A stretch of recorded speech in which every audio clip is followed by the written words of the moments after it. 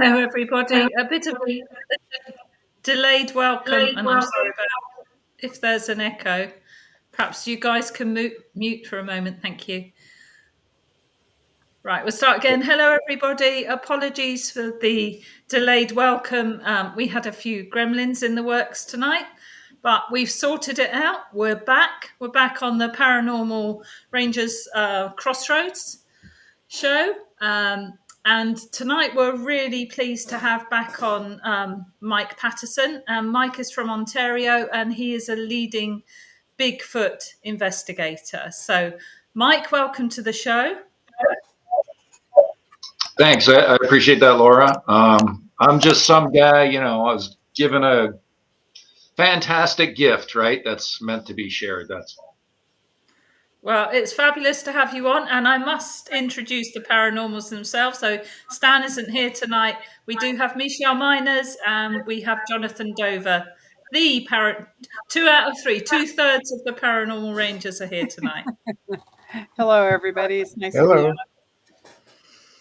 And I've had the pleasure of meeting all three of them actually in person last year at the Native Center in Toronto. So that was, it was a good event. It was great, and the content that was presented was very, very life-changing, to be honest. Yeah, that was actually one of the. I had more fun there, just meeting everybody. Just fantastic conference. So, Mike, have you had any new developments in regards to your? Since we last had you on the show, is there anything you'd like to share? My involvement in this has been 16 years now, and while I have no control over, what the Sasquatch choose to show or when they choose to interact, it's periodic and it happens in multiple locations. The summer we tend to avoid the cottage area for the most part because all the city folk are up there, and there's a lot of cottages up there, right? So we were up there not too long ago, and Nin Yan and the younger male fella in the family, I've learned he loves magic mushrooms, right? So I have a stash that I bring him some every time, and he gifted me a really nice marble last time, and it was, for the most part, it was a quiet night, but when we're there, they're always with us, right? And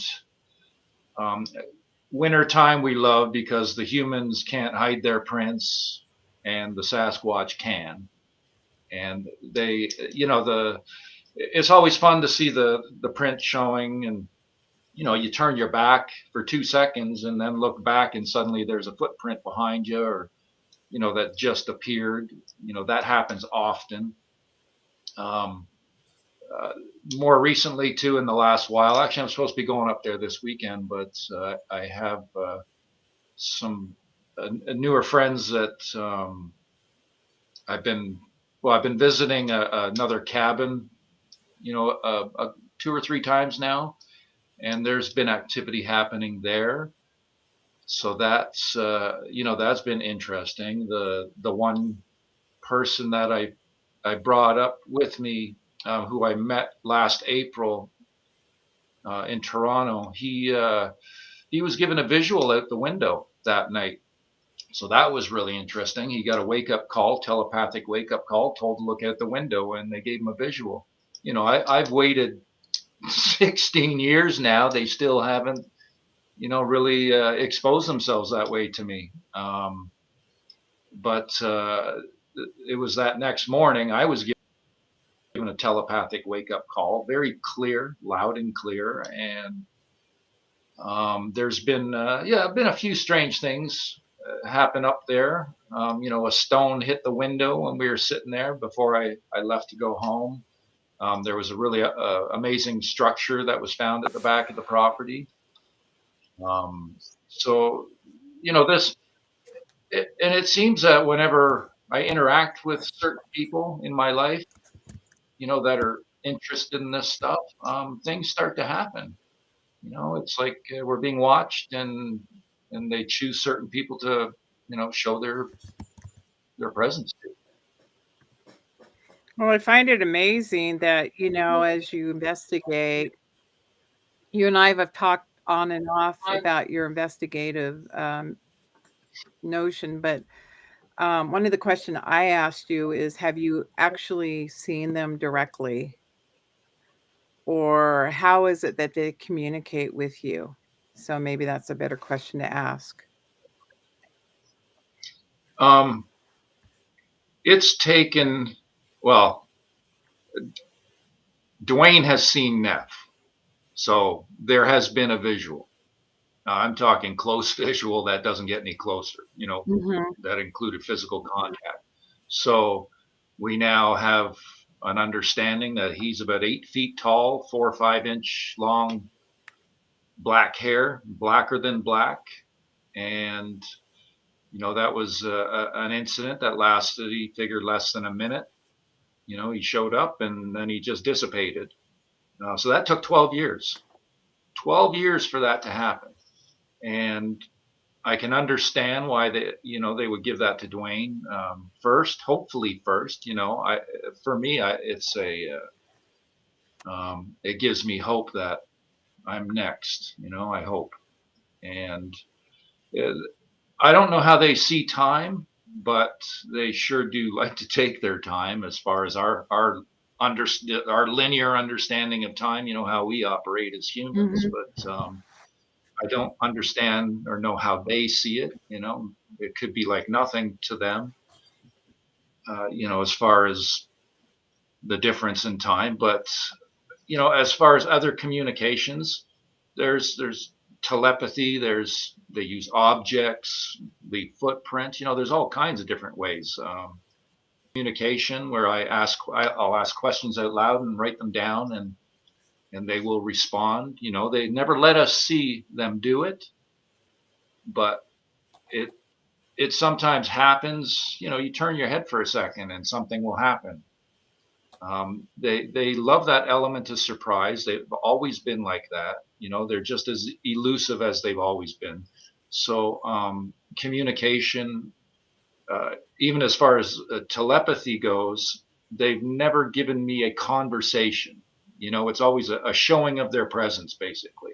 I've never been able to sit there and back and forth and ask questions and get a response. They don't do that with me, anyways. We did have some clips at one time on your last show that we had you on, and I'm looking for them, but apparently they seem to be gone. But maybe when we get on another time, we could hear the clips once again of the audio. So when he contacts you through audio, are you there? He's not present, but you can actually know that he's in the area or the wherever you are at the surrounding area. Tell us how that happened. Well, he is present. They, Okay. their family is present. They're just not visible, right? And I've had um, physical contact just countless times at this point. And even last winter, I asked for a hug, and I got a hug from behind that night. Oh, Just brief, couple seconds, brief. A squeeze from behind, and that was it, right? Um, so I hope that happens again. I asked for this stuff too, right? So mm-hmm. there, with the vocals, sometimes they happen when we're indoors and there's a vocal outside and I'm running audio and I capture it. Or I've done a lot of recording indoors. I've captured vocals that happen inside the cottage. I've done that numerous times at this point. Or there's been direct verbal communication, and Neff's right there. Or there's pieces of audio that I put out where even more recently, I think a couple videos back, I say, "Where are you, Neff?"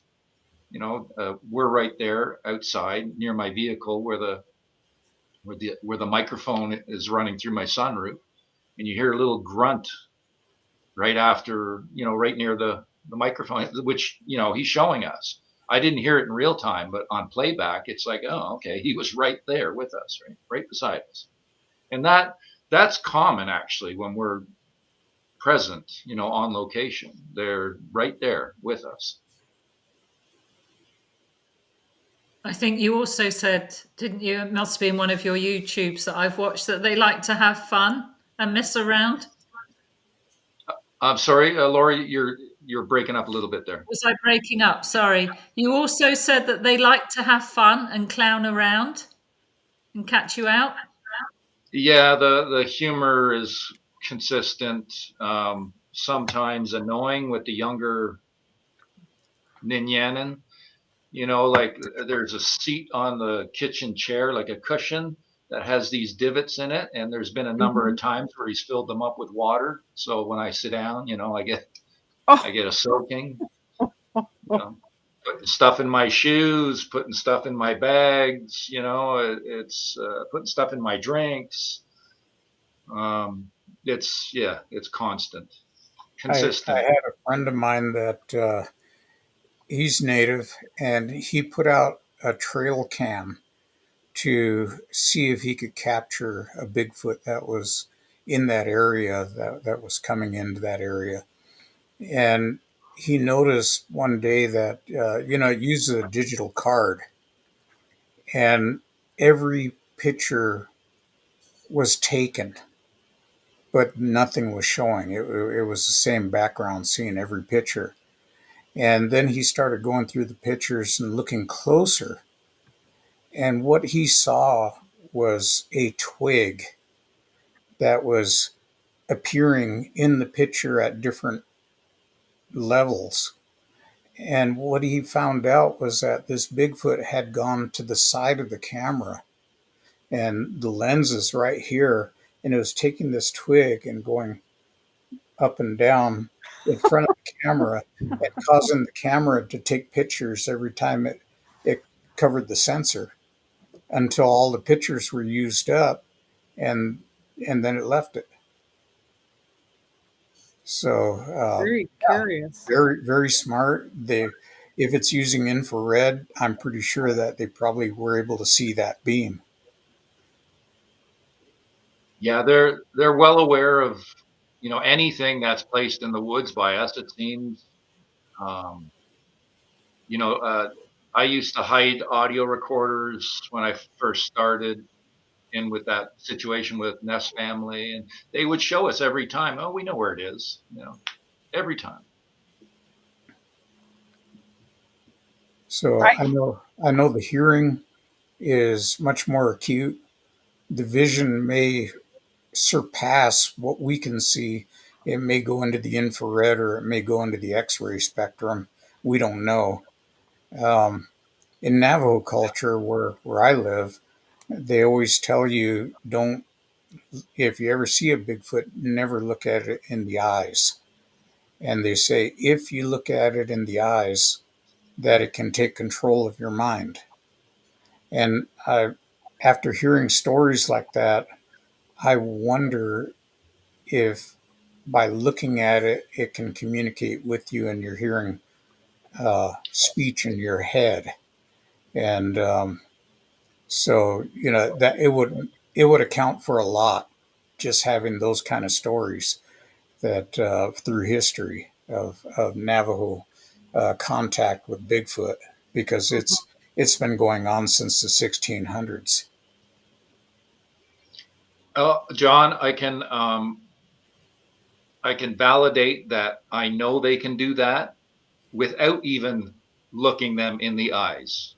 They can do that. I know this as a fact. They can basically possess a human. So I think they could probably do animals too, but I know they can possess a human. A lot of people would get freaked out about that, thinking there's something demonic about that, but it's one of their abilities. I know they can do this. Yeah, and we've often thought that infrasound might also play a role in that. Sound that we cannot hear or doesn't register with our senses, but could literally stop an animal from running. And, that would account to, deer are fast. I mean, if you ever seen one running or jumping over a car or something, but, they can catch them. And so there's got to be a way that they're doing it that defies our experience and logic. We had the experience one night. We're on this small bay, and we're listening, and we can hear them vocalizing across the bay, and then suddenly that vocalizer just he moved around the entire bay up behind us so fast it was literally just a few seconds. So there's some superhuman strength or something going on there that they can basically move like the wind. It's whether they're teleporting or however they're I don't understand their abilities obviously, but they can move in a way that is it's far beyond human. So I could understand with them being able to take a deer if they wanted, that sort of thing. Well, Mike, I have some of your photos that you submitted the last time. I'm going to show those. Is this how you oh, let's show that. Oh, excuse me. Those Yeah, are that the was March 20th, 2015. That was the big guy. That was the first time he showed me his print, and he's about 12 feet tall. He showed up in my dream once, and I shook his hand or his fingers in that state, and yeah, like that print was given purposely, basically, for us to see, right? And at the same time, I had a layer of snow on my vehicle, and he had placed his partial footprint on my back window, showing his still lighthearted humor, at a full grown adult, with a 20-inch footprint. the one thing I observed is your photos only show a one footprint sort of scenario. And is that intentional because of their multidimensional state? Are they doing that just to say, take a leap and then go into wherever they're needing to go? It's basically to show their presence. Let me show We've another one had here. we've had countless nights where there's either there's trackways or there's single prints. 100% of them go nowhere. I remember one night where 4 family members all left one footprint at the same time. Right. Yeah, it's basically just it's a show of presence, right? Just to say hi. We're here, we're watching you, we're with you. Is there a guardianship there that you feel like they're guarding you? I know that's hard to see because I can't blow that up. There's a trackway of 4 prints showing there. Yeah. If you really look closely at that trackway, look how he's taking footsteps. He's basically crossing his leg over. Yeah. Mm-hmm. Walk, is that done intentionally, or is that the way yeah. they kind of walk pedal like that? Well, the prints were left intentionally, right? Mm-hmm. They tend to walk like a tightrope, 1 foot in front of the other, which I've noticed with a lot of the trackways. But they also left you a handprint, didn't they? I think I was watching something of yours where they left a handprint in the snow. Is that the one with the window you just spoke of? Yes. Right on the windshield. Okay. Yeah, that's the same time he left the one on the ground there. Yeah. That's showing really his showing his humor. That was actually the night they said "We love you," very loud. Oh, and is that clear. the one? Okay. Those prints are from that night. Yeah. Okay. Wow. The hand. Go ahead. Sorry, go ahead. No, go ahead. No, go ahead, because I was just gonna say the handprint that Laura mentioned. Like I've been given lots of hand markings on my vehicle over the years, all kinds of different markings. We've got different Mhm. handprints in the snow from younger family members. But there was only the one time that we were given that really big handprint that Dwayne actually found it in the snow while we were looking around at other footprints, right? He found that, and I almost dismissed it, thought it was from us, or until we looked closer at it and you could see the finger markings. And yeah, it was quite large. It's really interesting. I know I'm asking a lot of the questions. One of the things that keeps running through my mind as a question is, why is it that so many people have negative experiences with this phenomena, the Sasquatch, Bigfoot, Yetis, whatever. And yet, when we were up at the conference, the very thing I got is they're a part of you, the clan of the natives. They're just another separate community away from the Native American community, and they regard them as brothers and sisters. And you could feel that energy and that presence of their wanting to take care of the community. And the energy just embraced you as a result of that. And the person who was putting on, Judy Sackene, has such a high regard, like yourself, like the other investigators that were all up there as speakers. There was just this respect and honor, and they're healers, and you speak with the elders, and they talk about it as though they're part of the community, and they come in and bless the tribes, the clans.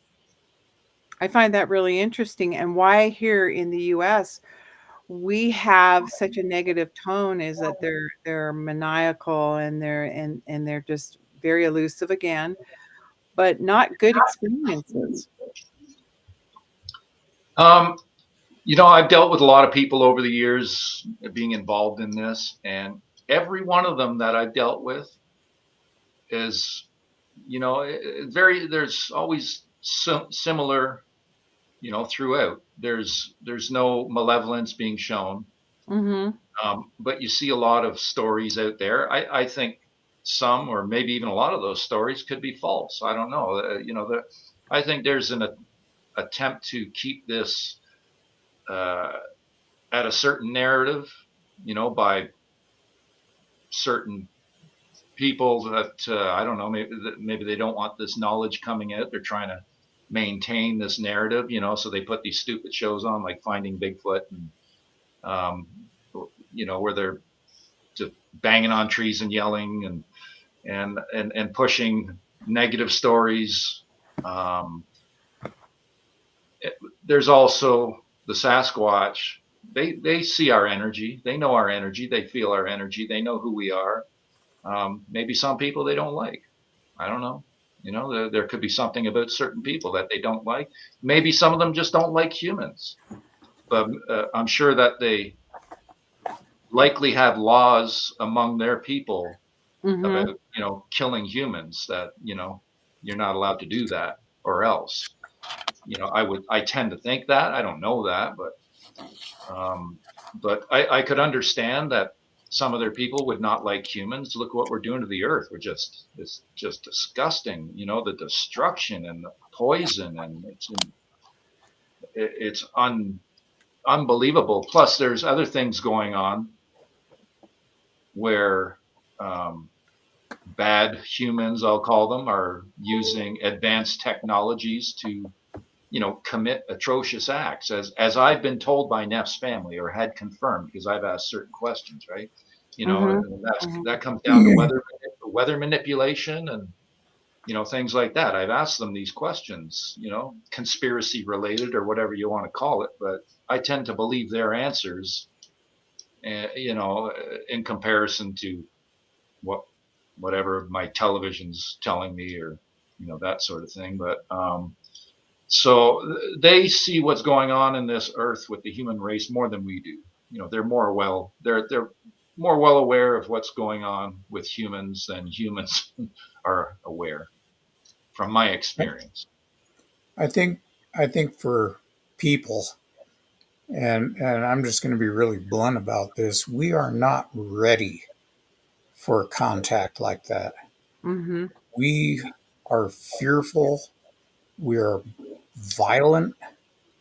Um, and then our media, what do you see on TV? You see it's either a joke, making a joke out of Bigfoot, in the commercial, or it's something to be feared, that it's a wild animal that's in the shape of a man that's going to come after you and kill you. And we do the same thing with aliens. They're extraterrestrials. They're here to conquer the earth, and subjugate us. And so that becomes kind of a vehicle, just like Godzilla was for the Japanese people, of the world coming to destroy them. Um, it becomes an image, or a meme almost. Um, so we get into this situation. What's the first thing we want to do? We want to poke it with a stick. We want to throw it on a table and dissect it. Um, we want to put it behind bars and charge people to look at it. Um, and we're just not capable, really, as a people, of really having a meaningful communication with anything, um, because we look at things and they scare us. And so what do? We get scared. We grab a gun. Our thought is violence immediately, and we just can't live like that. When we talk about the world and how we're polluting and destroying the planet, um, I look at it like this planet is like a giant pendulum. And as it swings one way for every action, and there's an equal and opposite reaction, it will swing back the other way, whether we like it or not. And it has a self-righting function. And if humankind goes extinct because of that function, we brought that on ourselves. Um, but the world really it'll take care of itself, and we'll help it along. Um, so I see things like that, but man, it just we're going to shoot things at it. We're going to throw a rock at it. We're going to poke it with a stick. Um, and that's just our nature, unfortunately. We're not going to sit still. We're not going to accept it for what it is, and be at peace. It is also how we've been conditioned, though, isn't it? By the governments, by the system, by the global narrative. We're just conditioned to put anything like this and reduce it to myth, which is what they've done. Because if they were to allow that, they'd have to allow everything else that they haven't disclosed to us that they know. And that would start an absolute avalanche, wouldn't it, of so many, many things that are being kept from us. And then I'm not surprised that the Bigfoot are selective who they speak to. From what you say, Jonathan, Yeah, it's true. So many people just want to, poke it with a stick, as you say. And rather than going to it as another being with heart space awareness, going for a heart connection and looking for that and treating them with equal respect. I think you're right. I think Bigfoot know when we're not ready, or only some of us are, like Mike. Yeah, when I first started, I was very fearful. But I think the majority of humans, it's like shoot first, ask questions later. That's the mentality out there, and there's a lot of manipulation going on. And like personally, I think the subject's being purposely suppressed. This is one of the biggest mysteries on Earth. We basically have one anthropologist who's, in my eyes, he's done. He will not progress. He's hit his wall, and he's biased, and it's like, okay, we need some real science in here that is going to be more open-minded and accepting, to take this to the next level. But basically, one scientist that is propped up as this expert with zero contact experience, and it's one of the Earth's biggest mysteries. But at the same time, what you're talking about, Laura, I think we're right on this precipice of all this coming out. It's bubbling at the surface, and the powers that be know it. They're trying to control it, and we'll see what's going to happen, what kind of fear mongering they're going to push next. But it's constant with that, right? And personally, I'm very grateful to be aware and see right through it all, very awake and aware, and and I'm just constant gratitude for my understanding of Sasquatch and my connection that they've given me and the experience that they've given me. And, I hope it goes for the rest of my life. I don't expect, but, I'm going to definitely do my part to try and maintain that and help that grow. Right. And share with others, to help others understand and more people connect to them. And that's what is going on. There is a growing number. They are watching us, and they are selecting humans for contact. I see it going on. One of the things that we found out doing numerous Bigfoot investigations as part of our job and writing the reports, we what we do is just like in an accident scene, you're looking at evidence. Evidence speaks for itself. It doesn't make misleading statements. It doesn't lie. You can interpret it, but you have to let the evidence lead you, and it will fall where it will. And the results of that are truth. And that's what you're trying to get to, is what is the truth. And we've seen over and over the evidence, the hair samples, the footprints, the tracks that we tracked, all point to that Bigfoot is real, that he exists, that he's out there. And that evidence, just you can't manipulate it. It speaks for itself. And so that's the one that we really rely on, is that kind of evidence. We can have all these thoughts about where it comes from, what it's doing here. Um, all that is speculation, but we know it's here, and the evidence is there, and the evidence can't be manipulated in any way. Mike, from our audience, we listened to our audience comments, and this comment came in from New York saying that you have helped spearheaded and helped so many along the way with this phenomena by you going out and speaking about it and talking about your experiences. People are in a safe place when they hear your content or hear you speak. That was a game changer for me when we were up at the conference. Bigfoot was to me a lore, and but then you and I and a couple other people were talking with one another, and to be very candid, I saw something appear, and I even expressed to the group, "Did you guys see him?" And you guys just, all you did was smile. There was no reaction. It was almost humorous, that I got to see something appear and then disappear quickly. And to your point, probably wanted to just, maybe it was a product of you being there, like, we're here. And the energy was there too. It wouldn't surprise me that they were with us.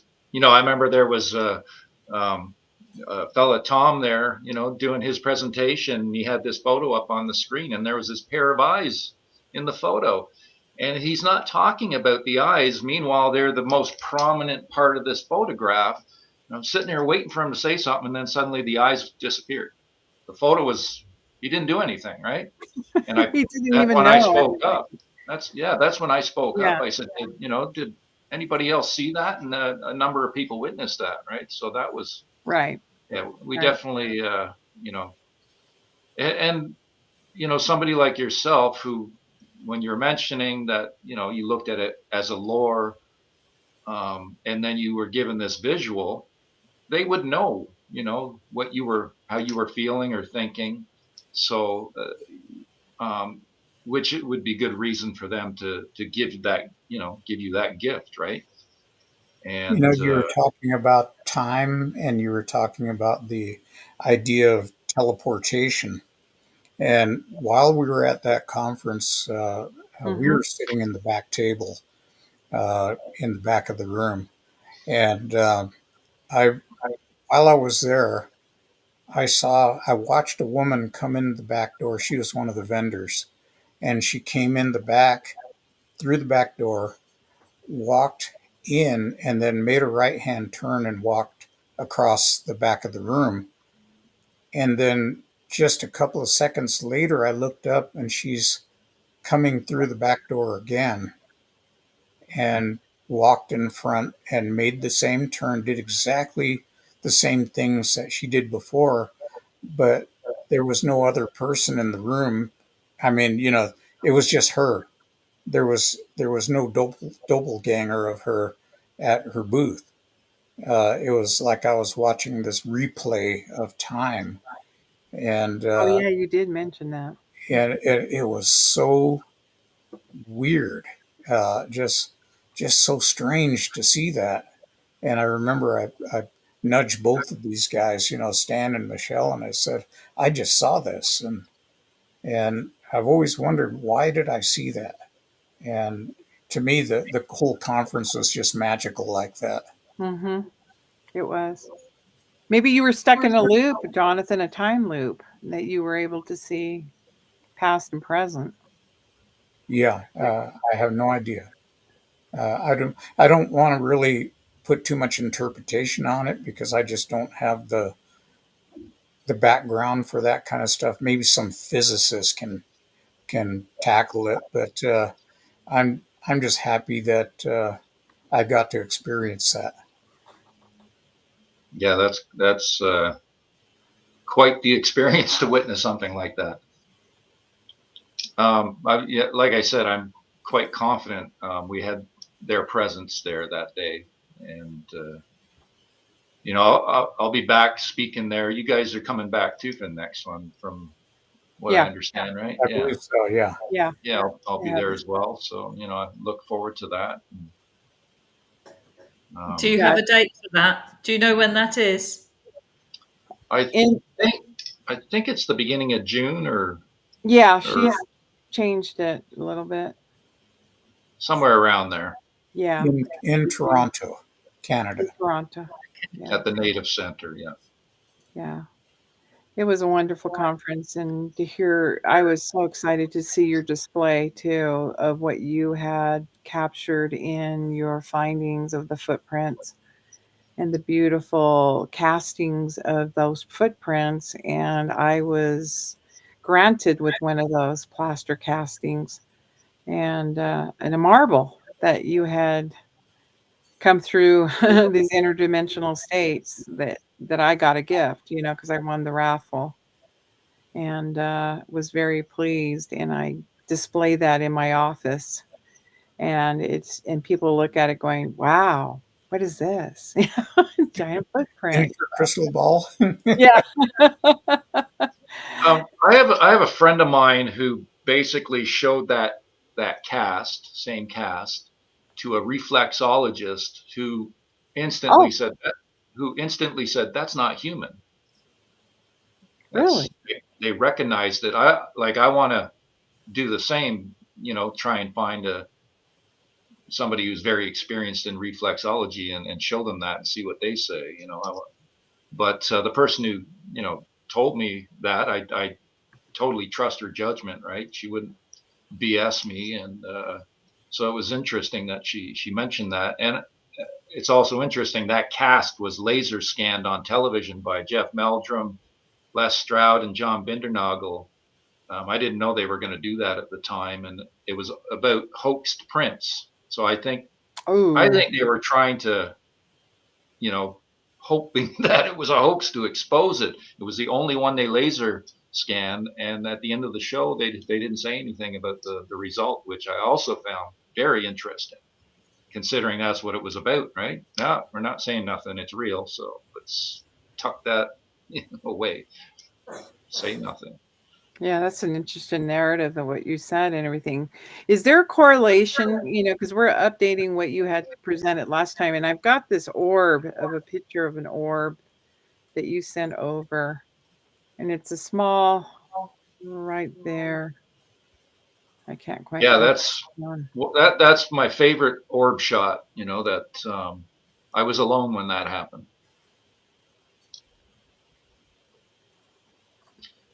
I would sit. Did you know you captured that? Well, I'm sitting there taking photograph after photograph, one after another, and you can see how clear everything is there. And I would get photo after photo like that. There would be no change, no sudden wind or anything to stir up dust from the road and all that. And then suddenly I'd have a photo with hundreds of orbs in it, and then I'd be taking a couple more, and there would still be orbs, but a lot less, and then there was nothing again. So I would do this over and over. Sometimes I would, I'm looking at the camera when I take a shot, so I can see that it's happening, right? I'm also speaking out loud, asking for this when it happens. I don't know, what's going on there. It's just that these anomalies are showing up on the camera.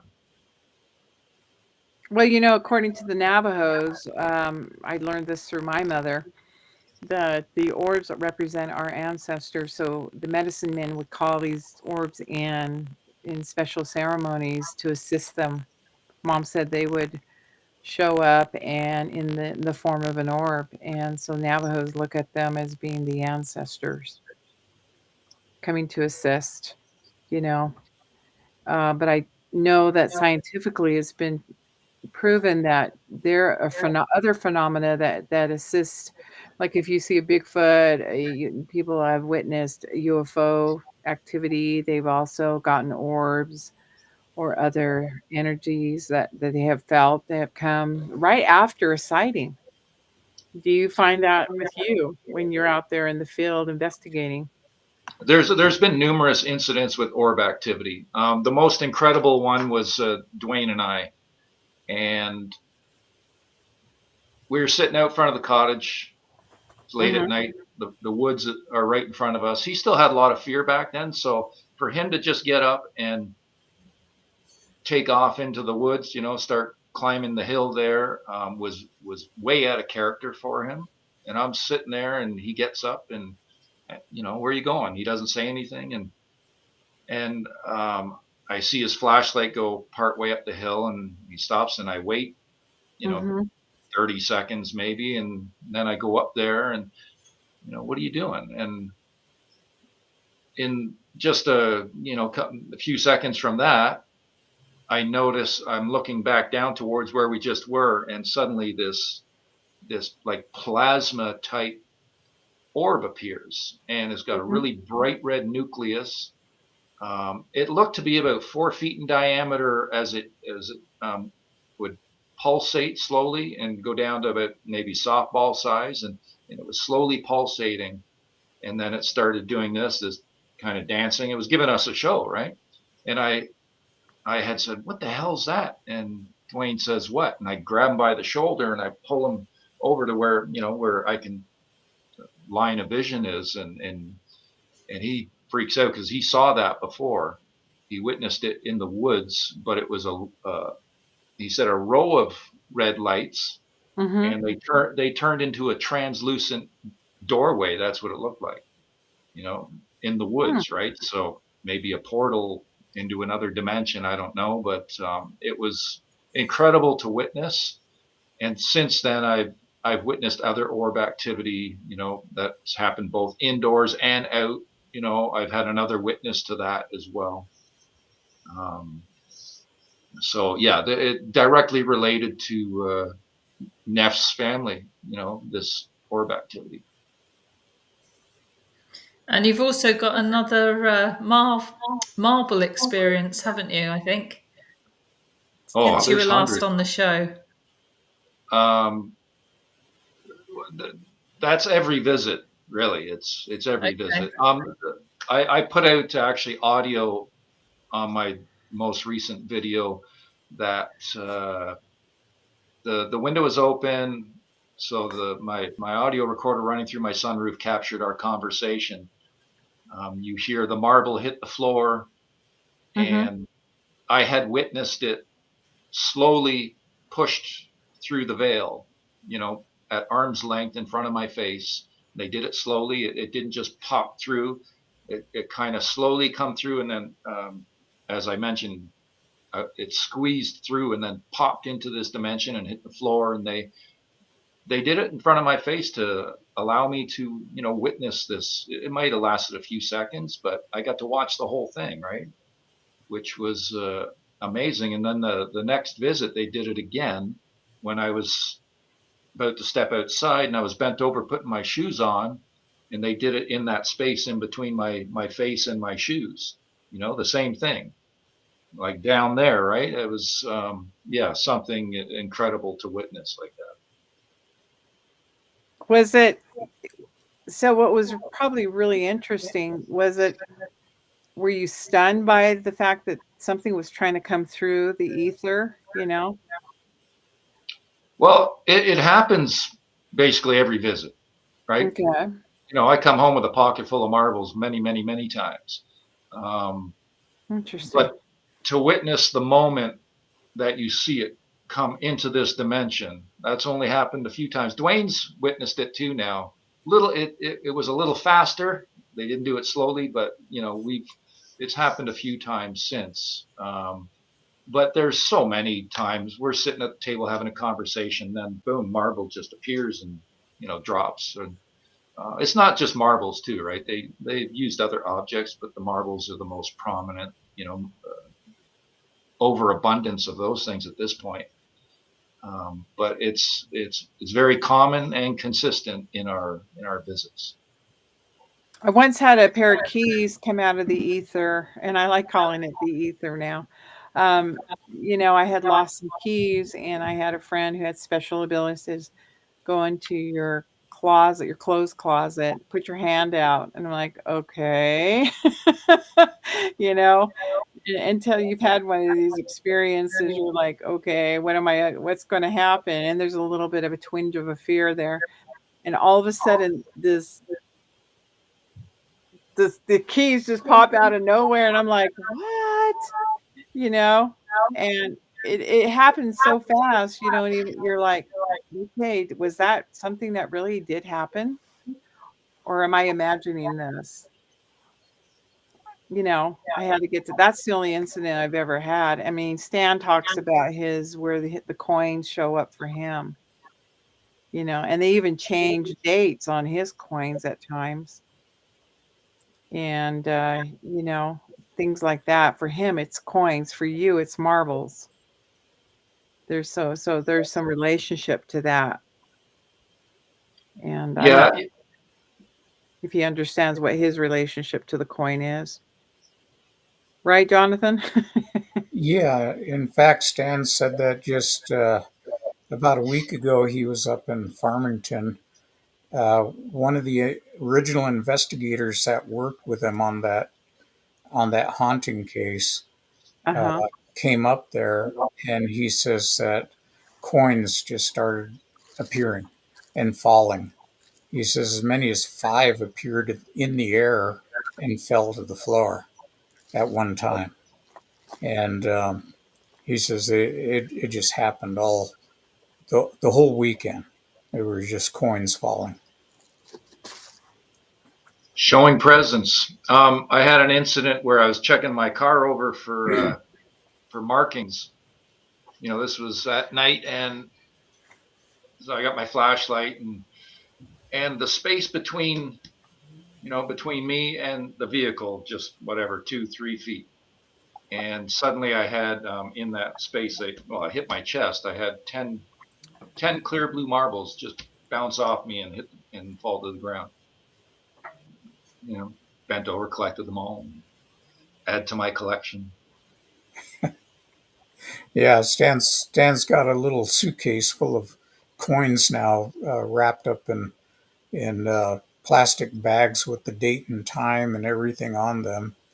So yeah, there's a bunch of them. Is there any scientific methodologies or anybody who's studied this phenomena? It's classified as an apport, APPORT, Okay. and they don't know exactly how it happens. Now, Stan had one quarter appear, and he immediately bagged it and wrote date and time on the bag. And he said when he got home, that bag expanded like the coin was outgassing. Mm. He thought that was really strange. And he's picked up some that when they dropped on the vinyl flooring, that they left impressions of the rim of the coin.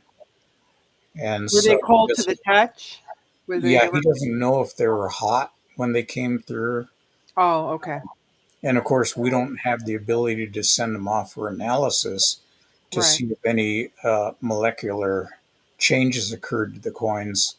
But he's got them all. He hangs on to them, and believe it or not, when we present, we don't even let people actually touch them. They can look at them, but we don't want them taking anything with them as they go. Yeah. Not to say Yeah. they're going to steal, but I'm talking about um, a hitchhiker that's going to go back with them. I get it. I get it. Well, Mike, here's if you can see that. That's the marble. One of the Oh blue. yeah,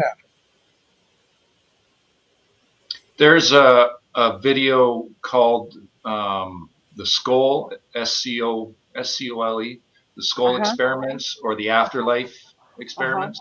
It was a 5-year scientific study into the paranormal, where they had apports happen and also basically contact with the other side um, through I forget, they were using some sort of transmission.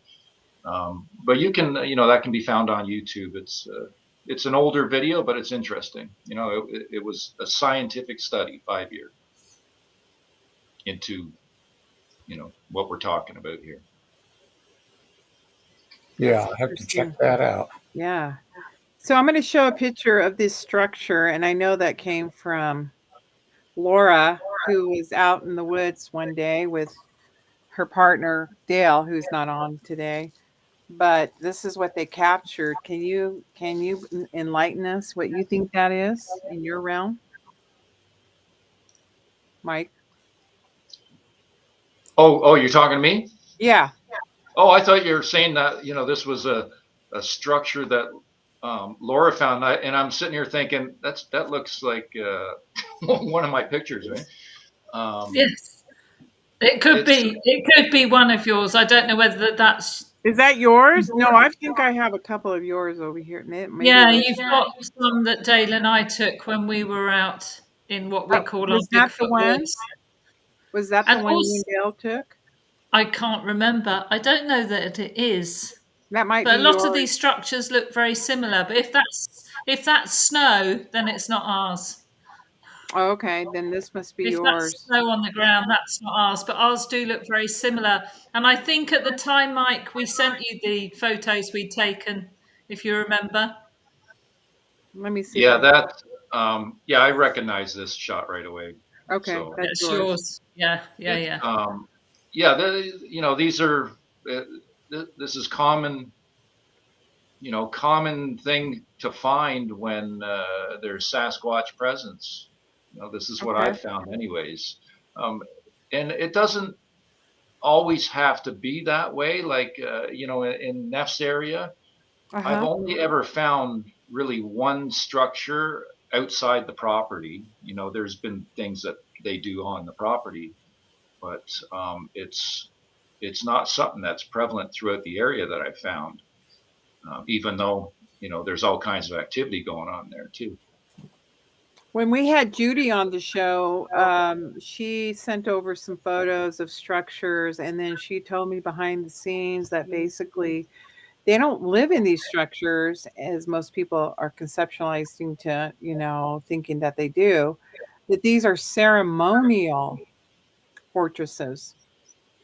Like they have Native American, like we have our sacred ceremonies. They too have sacred ceremonies. Has she ever said anything to you like that? Um, I don't recall. I think there's numerous meanings behind them Okay. because I've noticed that certain areas where there's trails where humans frequent, I've found quite a few structures along just off of trails. You Yeah. walk right past them, and I think those are placed as a soft exposure, basically, for people who see that are curious, right? Most people, I think, will just walk past them, but some Right. people, might pique their curiosity, and they might start looking into this, and suddenly, now they have this interest in Sasquatch that they never had before. They might stumble across some information. It's just the placement of them being right along next to trails, right? That I've seen in many locations, right? So I'm sure the ceremony aspect is as well, um, and there's probably other meanings behind some of the other ones. I don't know, but I tend to think that there's multiple meanings behind them. Depends, on where they are. I'm sure there's different factors involved. Okay, that's wonderful. Is there anything you'd like to share? Because we're getting close to the top of the hour, but is there one experience that stands out or story that you've heard that has been so remarkable that you like, wow, it's wowed you even, that you've ever heard or experienced yourself? Yeah, there's been so much that has happened, Michelle. I had one pop up in my head, but there's all kinds of them that are have the same effect on me. But there was an incident right here in the backyard where remember there was a lot of wind up in the tops of the trees that night. I had somebody here with me, and we went out back. I think it was about Mm-hmm. 1 o'clock in the morning, and I was given a series of wood knocks, knock knock, short pause knock, which was really interesting because that's the signature knock that I used to give way back in the beginning. When I used to visit different locations to announce my presence, I would go bang bang bang on a tree, and suddenly I'm back here behind the house, and I get it in my left ear, and it was so clear, it was telepathic. I didn't realize it at first. I Mm-hmm. asked who I was with. I said, "Did you hear those wood knocks?" And they didn't, right? But to me, it was crystal clear, and it was only in one ear. So there was, this telepathic wood knock sequence that goes back to my very beginning days. And then it was about 6, 8 feet in front of us. Just a few seconds later, we hear footsteps. Uh, I think it was 3 steps, a really short pause, and then 2 more. And we watched the leaves kick up as he walked, and she saw his form. I didn't get a visual on it, but she saw his form, and he walked right in front of us. So That's cool. that's right here at home. So what is for the future for you and your investigations? What is it you're looking to find? Do you have any idea? You know, I hope to one day learn. I've been told we can do what they do. We can go invisible. And there's been an incident way back that happened. Mm-hmm. So that showed me we can. It can happen. How we do that, we don't know, but I want to learn this. The way things are going right now, one day the military might come walking up the driveway. Who knows, right? And that's when I want to know how to go poof. No, can't see me. You've got the special cloak, right? learning that and just progressing with the interactions, hopefully gaining visuals at some point. Um, who knows what Neff's family has in store? It would be amazing to see him in his full glory at some point. It took 12 years for Dwayne, so I'm hoping at some point sooner than later that happens for me. Well, hopefully things will speed up a bit for you. Yeah, they definitely take their time. That's for sure. Yes, yeah, Their Baby time and our steps. time are probably two different things. yeah. Any last comments or questions for Mike? Anybody? Oh No, no, just it's go been on, John. great. I really appreciate you coming on and bearing with us through our technical stuff going on here. Yeah, I'm glad we sorted all that out. I got my Navajo piece on here too, John. That's from the Navajo There you from go. from Arizona. There, I've had that now for It's beautiful. 50, 32 years. It's protective for you, isn't it? That's how I look at it. Yeah, Oh yeah. Yeah, yeah. it's been wonderful to have you on. And to our audience and the participants that came on this show today, we apologize for the technical difficulties, but they do happen. We're all human. Absolutely. But at least we got it figured out. And now we're streaming live with our guest speaker today and special friend and guest, Mike Paterson. Mike, how can they get in touch with you, or do you do that contact wanting to share Um, your materials or whatever you do? Sasquatch Ontario at yahoo.ca for Canada. Okay. I got my YouTube channel, Sasquatch Ontario. There's a contact page, sasquatchontario.com, on that website, which I don't really keep updated like I should, but yeah. So anybody feel free to reach out there, and thanks to Mike. That was his when you put the thing up on the comment earlier on. I know that was from Mike from Long Island Bigfoot. He's always been very supportive, so I appreciate that. That's wonderful. Thank you. Yeah, without our participants and our participation, from our audience, we couldn't have this information go out and share with the audience who we are, our stories, and our experiences with the phenomena. And Laura, how can people get in touch with you? I'm Laura Two Feathers with the number 2 at gmail.com. And just like to say thanks for Mike. It's been great. I was on the last show, and he's such a font of knowledge on all things Bigfoot, which is just fascinating. So it was really great to meet you again, Mike. Thanks very much indeed. And also, if My pleasure. Yeah, and Mike, I know people saw it in the background. It's reversed on your screen, but yeah, Marshall Ant Oh, right now. yeah. Yeah. Great tone on those things. I've got a Les Paul Studio that would match up pretty nice with that. Ah, nice. Hey, Jonathan, can you promote Stan's book and what's come out as of recent? Yeah, Stan is still missing in action. He's been to Colorado. He's been to Farmington, to Albuquerque, and he's on a book signing tour right now.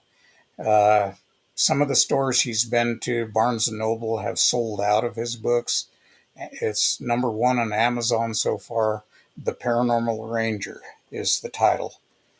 So run down there and get yourself a copy and see what Stan has to say. And I'm actually in there for one little paragraph, but you'll see my name once, and but that's okay. We're waiting for your book to come out, right? My book is a labor. Yeah, so far it's like 47 chapters, and I'm sure the publishers are going to chop it down to 10. But in the meantime, I'm just putting everything down. that I can That's think of. wonderful.